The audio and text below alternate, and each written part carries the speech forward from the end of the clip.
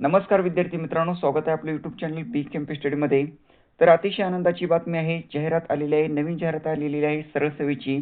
संपूर्ण तुम्हाला माहिती सांगणार आहे. व्हिडिओ शेवटपर्यंत पहा आणि चॅनलवरती नवीन असेल तर अशाच माहितीसाठी चॅनलला सबस्क्राईब करा आणि संपूर्ण तुम्हाला PDF पाहिजे असेल तर आपल्या टेलिग्राम चॅनलला जॉईन करा. डिस्क्रिप्शन बॉक्समध्ये टेलिग्राम चॅनलची लिंक देत आहे.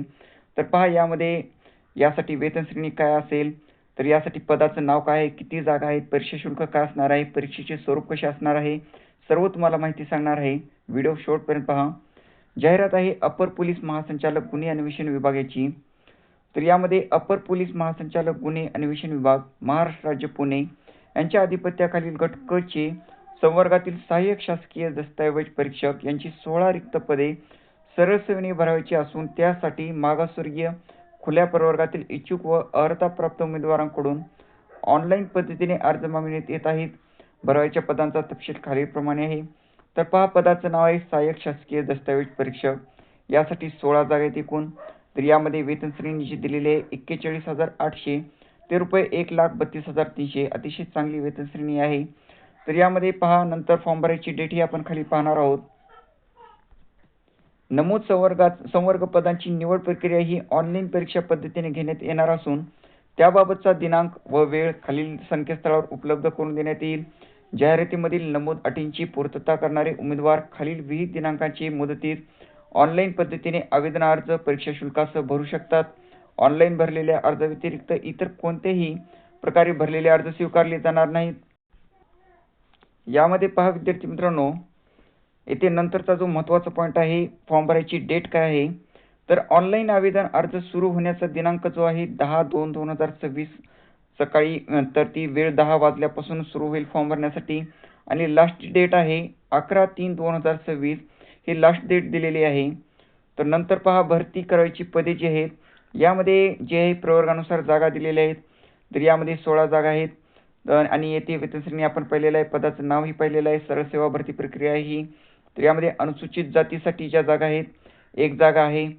नंतर भटक्या जमाती क साठी 1 जागा आहे. भटक्या जमाती ड साठी 1 जागा आहे. इतर मागास वर्गासाठी 5 जागा आहेत. SC/BC साठी 3 जागा आहेत. EWS साठी 3 जागा आहेत आणि अराखीव खुल्या प्रवर्गासाठी 2 जागा आहेत. अशा एकूण 16 जागा आहेत. यामध्ये नंतर महत्त्वाचा जो पॉईंट आहे, अतिशय महत्त्वाचा पॉईंट म्हणजे शैक्षणिक अर्हता. शैक्षणिक अर्हता काय लागणार आहे यासाठी. तर यामध्ये मान्यता प्राप्त विद्यापीठातील विज्ञान शाखेतील पदवीधर मुख्य विषय रसायनशास्त्र व भौतिकशास्त्र उपविषयासह प्रथम अथवा द्वितीय श्रेणीतील पदवीधर किंवा, तर ही शैक्षणिक अर्हता लागेल. आणि येथे किंवा दिलेला आहे न्याय सहाय्यक विज्ञान शाखेतील पदवीधर BSc फॉरेन्सिक सायन्स, यामध्ये ही शैक्षणिक अर्हता लागेल किंवा मध्ये दिलेली आहे. तर महाराष्ट्र शासनाच्या माहिती तंत्रज्ञान संचालनालयाने वेळोवेळी विहित केलेले संगणक हाताळणीबाबतचे प्रमाणपत्र धारण करणे आवश्यक राहील. तर मराठी आणि हिंदीचे ज्ञान आवश्यक असून गुजराती आणि उर्दू या भाषांचे ज्ञान अतिरिक्त पात्रता म्हणून समजले जाईल. शारीरिक पात्रतासाठी यासाठी महत्त्वाची माहिती आहे. यासाठी महाराष्ट्र राज्य गृह विभाग शासन निर्णय दिनांक 27/5/2008 नुसार अपंगांना अपात्र ठरवण्यात आलेले आहे.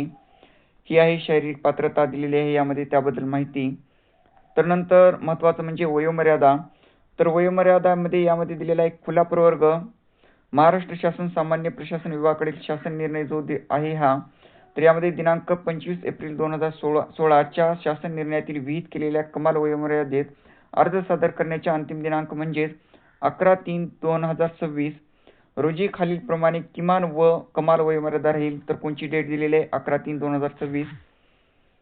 यामध्ये खुल्या प्रवर्गासाठी किमान वयोमर्यादा आहे 18 आणि कमाल वयोमर्यादा आहे 38 वर्ष. तर मागासवर्गीय उमेदवारांच्यासाठी किमान वयोमर्यादा आहे 18 आणि कमाल वयोमर्यादा दिलेली आहे 43 वर्ष.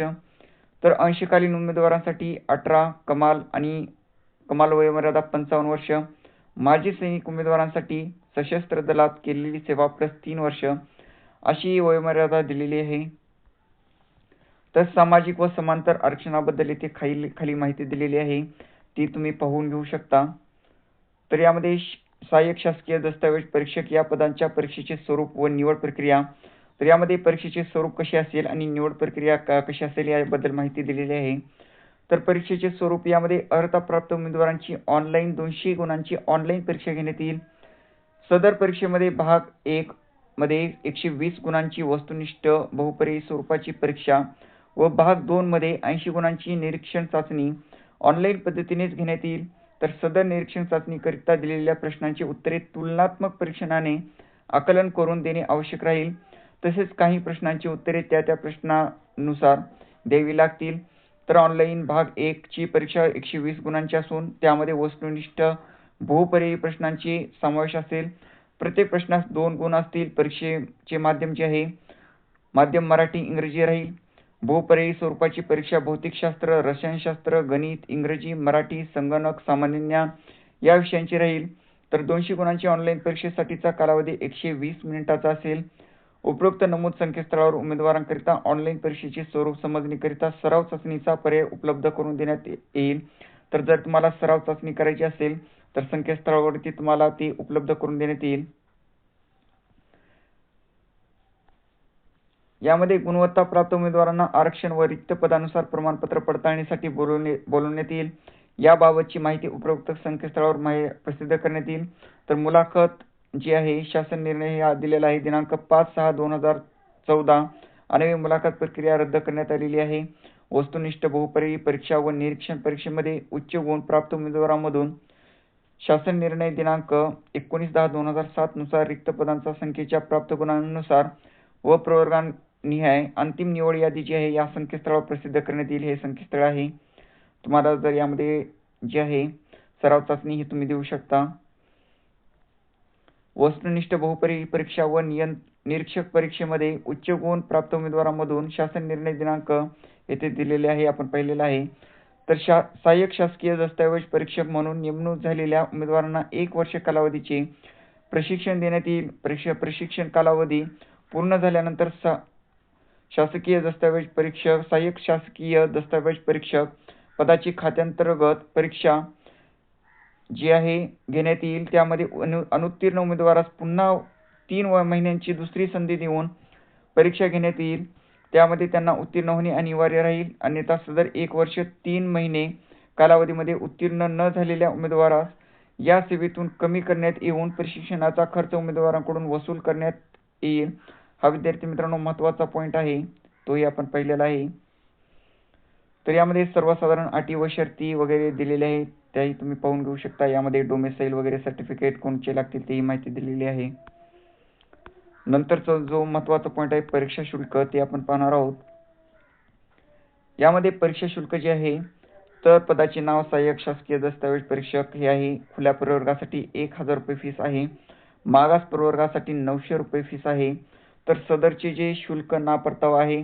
टीप येथे दिलेले माजी सैनिक यांच्याकरिता कोणतीही परीक्षा शुल्क लागू नाही. यामध्ये उमेदवारांकरिता इतर सर्वसाधारण अटी शर्ती सूचना यामध्ये दिलेल्या आहेत. यामध्ये सदर भरती प्रक्रियेबाबत निवड समितीचे निर्णय अंतिम राहील अशी माहिती दिलेली आहे. महत्त्वाची टीप येथे दिलेली आहे. ही संपूर्ण तुम्हाला PDF पाहिजे असेल तर आपल्या टेलिग्राम चॅनलला जॉईन करा. डिस्क्रिप्शन बॉक्समध्ये टेलिग्रामची चॅनलची लिंक देत आहे. माहिती आवडली असेल तर नक्की एक लाईक करा. धन्यवाद.